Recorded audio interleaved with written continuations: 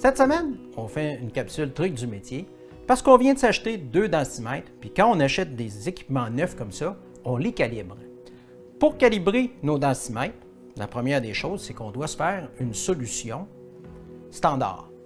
Je voulais en acheter une et il n'y en avait pas. Où est-ce que j'ai acheté mes densimètres? Donc, je dois me la fabriquer moi-même. Il faut savoir que la mesure de brix, nous autres on dit qu'on veut obtenir 66 à 67 brix, cette mesure-là, le brix, dans le fond, c'est un équivalent 66 % de sucrose. Donc, je vais faire une solution 66 % de sucrose. Pour ce faire, compte tenu du niveau de précision que moi j'ai besoin, on n'est pas un laboratoire ici, on utilise du sucre de table et on va en mettre 66 % dans notre solution. Si on est paresseux et on n'a pas le goût de faire des calculs à pu finir, on se fait une solution standard qui est basée sur le calcul scientifique suivant, c'est que je vais faire 100 g de solution. Pour faire mon 100 g de solution, je vais utiliser 66 g de sucre avec 34 g d'eau distillée, ce qui va me donner au total 100 g, et mon 66 g va devenir 66 % de la solution en poids. On a besoin pour ce faire d'une balance assez précise, on a besoin de sucre blanc et on a besoin d'eau distillée. La procédure est simple, je mesure mon 66 g de sucre, je le mets de côté, je mesure mon 34 g d'eau. Ce 34 g d'eau-là, je vais aller le chauffer. J'essaie de l'amener à 60-70 degrés pour que ce soit facile de dissoudre le sucre dedans. Une fois notre sucre dissous, on en profite parce qu'on a un réfractomètre. On en profite pour venir voir est-ce que notre réfractomètre donne aussi la même mesure. Donc, on va tester le réfractomètre pour commencer.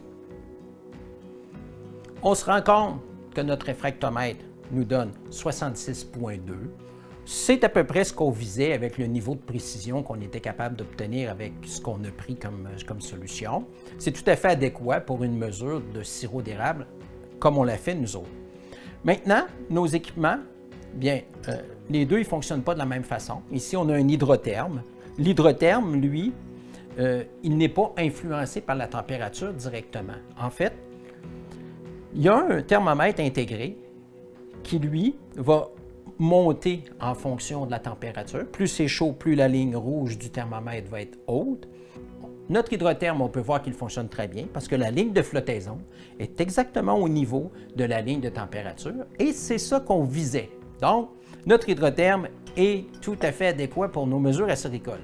Maintenant, mon densimètre. Le densimètre, lui, il est influencé beaucoup par la température. Si je ne mesure pas la température, je vais devoir soit l'utiliser à 20 degrés bien juste, ou me fier à une extrapolation, les gens vont dire à 100 degrés, c'est 59. Je commence par prendre la mesure de température de notre solution, elle est à 30 degrés. Je sais maintenant que ma mesure à 30 degrés, si je vais dans le tableau de correction, ça me dit qu'à 30 degrés, je dois ajouter 0,84 brix. Ce qui nous donne, pour la solution que nous avons, 66 encore une fois, ce qui fait en sorte qu'aujourd'hui, on se trouve bien chanceux parce que nos 3 équipements nous permettent de bien mesurer le brix dans le sirop d'érable. Je vous rappelle que ces 2 équipements-là, il faut toujours les garder à la verticale si on veut qu'ils restent facilement calibrables et qu'ils maintiennent leur mesure dans le temps. Un réfractomètre, quand on l'utilise, il faut toujours avoir de l'eau distillée à portée de la main parce qu'on veut refaire le zéro de façon régulière pour avoir la mesure la plus précise possible. Pourquoi c'est important de bien mesurer notre sirop?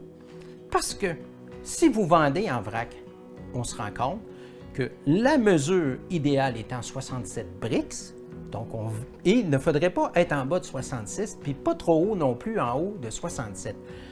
Tenez-vous plus proche possible du 67, en haut de 66 nécessairement, et vous allez avoir les meilleurs résultats au niveau de votre classement pour ce qui est du pourcentage de sucre. Quand on vend au consommateur, c'est la même chose. En fait, on applique la même raison, 66. jusqu'à 67 et on essaye de se tenir là-dedans. J'espère que pour vous, c'est clair maintenant que si vous ne trouvez pas de solution pour calibrer vos équipements, vous êtes capable de vous en faire une à la maison. Tout ce qu'on a besoin, c'est une petite balance alimentaire. Je vous remercie d'écouter les capsules. Un beau petit truc à partager.